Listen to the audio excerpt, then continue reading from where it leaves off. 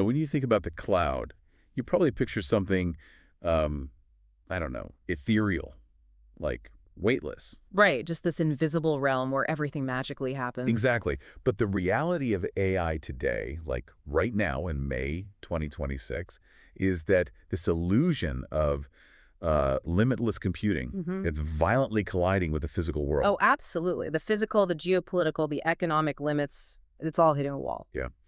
So welcome to the deep dive. We're putting on our forensic business strategist hats today. And our digital rights advocate hats, too. For sure, because we have a massive stack of sources to get through.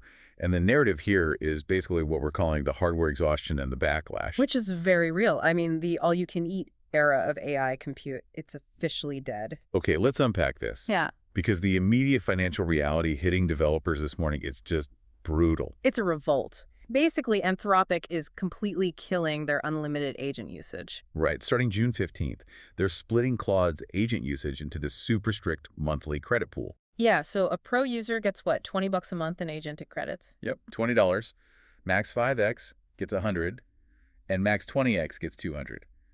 And there's zero rollover. Zero. The second you burn through those credits, your autonomous agents they stop dead in their tracks. Yeah, which is causing so much whiplash.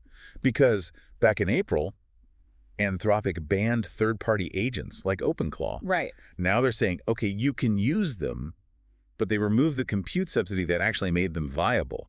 I mean, Theo Brown, the founder of T3. Oh, yeah, he publicly canceled his subscription today. Him and hundreds of others. Yeah. But, I need to understand the mechanics here.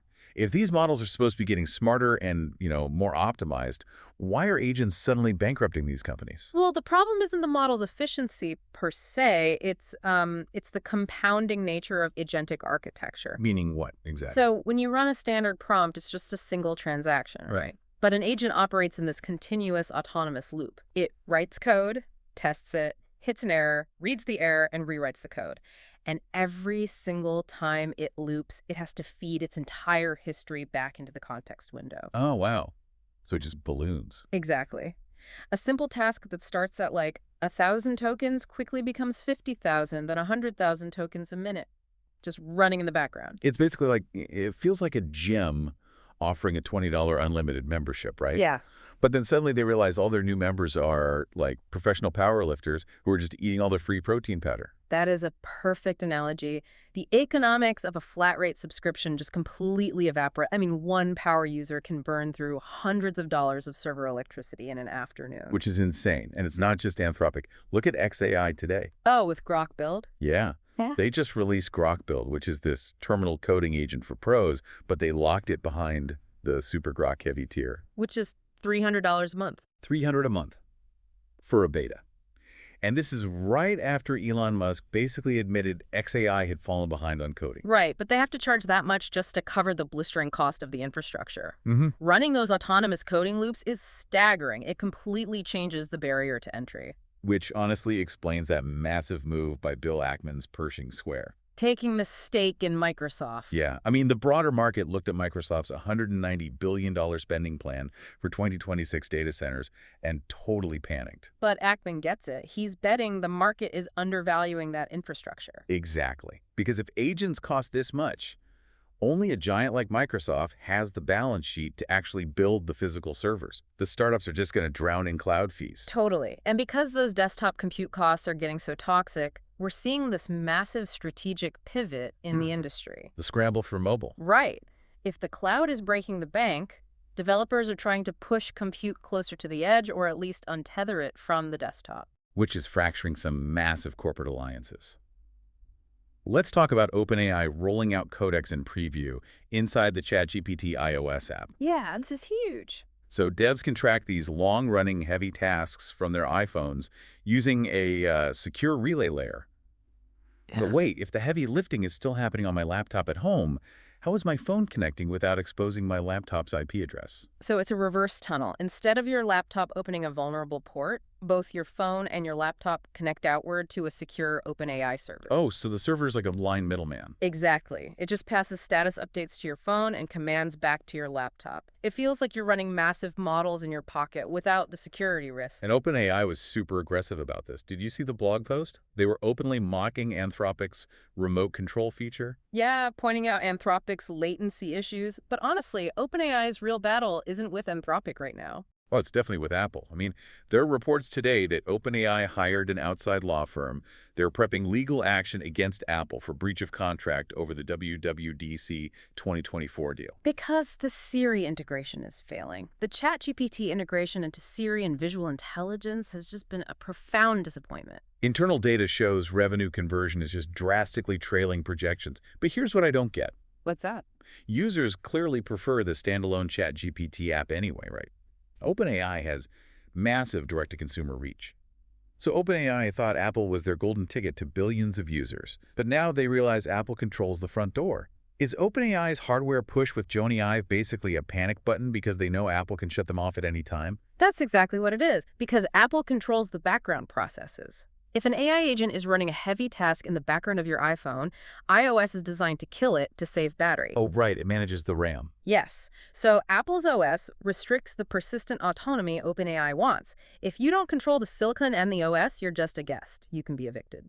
So OpenAI needs their own hardware that prioritizes their models at the kernel level. Precisely. And Apple sees that Jony Ive project as a total betrayal. They're fuming that OpenAI poached their hardware teams. And their retaliation is brutal. Apple is planning to open iOS 27 to rivals like Claude and Gemini at the next WWDC.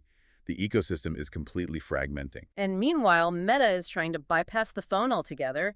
Look at the new Ray-Ban update. Right, the neural wristband with hand gesture writing. Yeah, it uses EMG sensors. So instead of cameras tracking your hands, the band intercepts the electrical signals your brain sends to your wrist before you even move your fingers. That is wild. You can navigate an agentic interface with micro movements while your hands are literally in your pockets. And you combine that with OpenAI's new GPT Real-Time 2 speech model. Oh, where you can tune the latency. Yes, you can set it to 1.12 seconds for fast, casual chats, or delay it to 2.33 seconds to force the model into high-level reasoning before it answers. Voice and mobile latency are undeniably the new battlegrounds.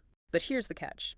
When you take these agents off the desktop, put them on secure relays, and let them loose in the real world, they become invisible to traditional network monitoring. Which terrifies IT departments. And it absolutely alarms global governments. These aren't consumer novelties anymore. They're national security assets. Or threats. Which brings us to the geopolitical stranglehold.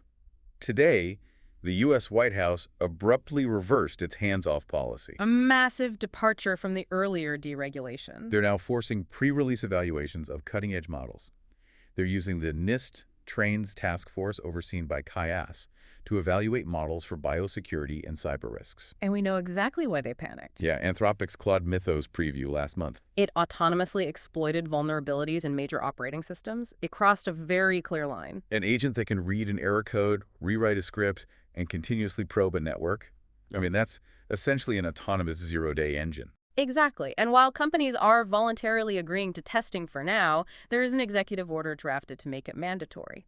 But if we connect this to the bigger picture... Was happening globally. Right. China just permanently blocked Meta's $2.5 billion acquisition of Manus. The agentic startup. And Manus was founded by Chinese engineers, but they relocated to Singapore, right? Yeah, the classic Singapore strategy.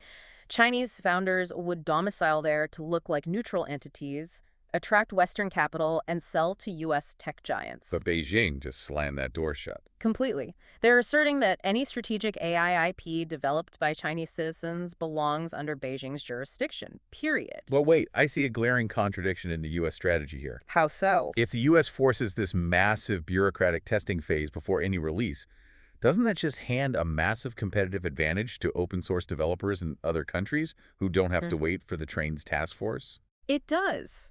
The risk of regulatory capture is severe. But look at it from Microsoft or OpenAI's perspective. They complain publicly about regulation, but privately. They love it. They welcome the compliance costs. It acts as a moat. It locks out smaller open-source competitors who can't afford a multi-million-dollar federal audit. Wow. So governments are fighting to regulate the code, But the virtual world is crashing into the physical world. The code has to live somewhere. And right now, the industry is hitting a literal brick wall at the local level. The physical backlash. Yes, there is a rising populist pushback against AI infrastructure. Hill County, Texas, just voted to issue a 1-year moratorium on all data center construction. And Cleveland, Ohio just flat out rejected a data center permit. People are looking at the footprint. A modern gigawatt data center consumes as much electricity as a mid-sized city. They drain local water for cooling towers? And this local anger is reaching the federal level. We have to talk about the AOC Sanders data center moratorium bill from March. Right. And to be clear, we are just looking at the legislative reality here. We're not taking sides on the bill. Exactly. Completely impartial. But the discourse online, led by people like Gary Tan, is massive. Public sentiment is shifting. Sagar and Jetty on Breaking Points really summarized it well. He pointed out this overwhelming animus where people feel like, you're coming to take my job, you're increasing my electricity prices, you're changing my nation. The hardware squeeze is so real. I mean, Cerebra's, the US AI chipmaker, went public today, and its stock doubled on opening. The demand is insatiable. And it's hitting consumers.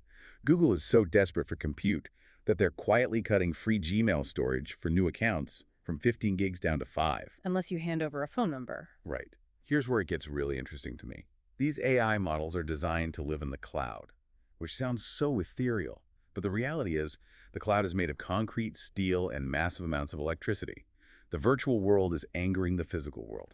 You cannot infinitely scale virtual intelligence on a planet bound by finite land, finite water, and finite copper. So if subscriptions are breaking, and governments are restricting code, and citizens are blocking data centers, why are we still pushing forward? Because of the clinical reality. Right. When AI hits the real world, the objective results are just staggering. Look at that massive Google study in the UK NHS evaluating their AI breast cancer detection system. The data is incredible. The AI successfully identified 25% of cancers that human doctors initially missed. And those missed cancers only became apparent to human doctors up to 39 months later.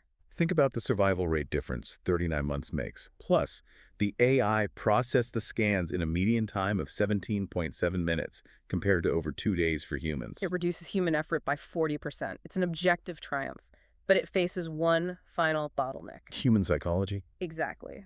The study noted that human physicians still exhibit deep, fundamental trust issues with the AI's output. They hesitate to accept the machine over their own intuition. Which is wild when you contrast it with consumer AI. Bumble is happily replacing human swiping with an AI assistant called Bee. Higgsfield and Runway are launching full creative AI agents for video. Right. We trust AI to find us a spouse and make our media.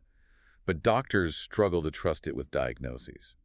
So what does this all mean for you, the listener? If an AI is demonstrably 25% better at finding cancer than a human, at what point does it become medical malpractice for a doctor not to listen to the machine? That's the core issue, and it comes down to explainability. If the AI flags a healthy-looking tissue scan with a 99% probability of malignancy, how does the doctor justify an invasive biopsy? They can't just write, "The black box told me to." Right. Knowledge isn't just data, it's trust. The technology is vastly outstripping our psychological capacity to integrate it. Wow. Okay, let's take a breath and recap this journey. We went from Anthropic breaking their subscription models because agents burn too much compute to the scramble for mobile software. Fighting Apple over background processes. Yeah. Exactly. Then global governments cracking down the U.S. testing models, China killing the Singapore strategy, then local towns in Texas and Ohio fighting the physical footprint of data centers. And finally, this ultimate test of human trust in medicine. It's an entire landscape defined by severe friction. Virtual versus physical, corporate versus geopolitical, machine precision versus human intuition. Absolutely. And I want to leave you with a final thought to mull over. Today, we talked about human communities pushing back against AI data centers, voting against permits. Yeah. But consider this. As these AI agents become more autonomous and task-driven, what happens the first time an AI agent is instructed to legally negotiate and purchase the land and power rights for its own data center? Who do the citizens protest then? Oh, man. When the cloud starts buying the concrete. Yeah. That is a thought that will stick with you. Thank you so much for joining us on this deep dive. If you want to dig into any of the reports or studies we unpacked today, be sure to check the show notes for all the links. Keep questioning, keep learning, and we'll see you next time.